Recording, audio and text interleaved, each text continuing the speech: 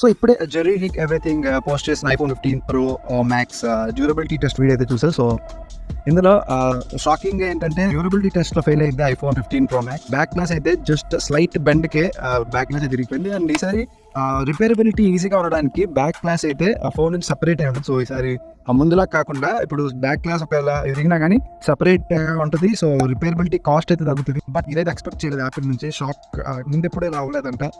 ఆయన కూడా అదే చెప్పారు, జనరిక్ ఎవ్రీథింగ్ కూడా అదే చెప్పాడు, ముందెప్పుడు ఇలా అవ్వలేదు. ఇదైతే టోటలీ అన్ఎక్స్పెక్టెడ్. వాళ్ళు మీకు iPhone 15 సిరీస్ కొనే ఉద్దేశం ఉంటే, కేసు లేకుండా యూస్ చేసే ఆలోచన ఉంటే వద్దనేది చెప్తాను. పర్టికులర్గా ప్రో సిరీస్ ఈసారి తగిన ఫినిష్ తో వస్తుంది కాబట్టి సో అందరూ లైక్ మంచి ఫీల్ ఉండడం కోసం కేసు లేకుండా యూస్ చేయడానికి ట్రై చేస్తారు. బట్ నేనైతే వద్దంటాను, ఎందుకంటే నేను డ్రాప్ టెస్ట్ వీడియో కూడా చూశాను. సో అది కూడా జస్ట్ లైట్ కొంచెం హైట్ నుంచి డ్రాప్ చేయగానే బ్యాక్ గ్లాస్ అయితే విరిగిపోతుంది. సో కేస్ యూస్ చేయడం బెటర్ అని నా ఫీలింగ్. ఏదైతే నా suggestion. Thank you for watching.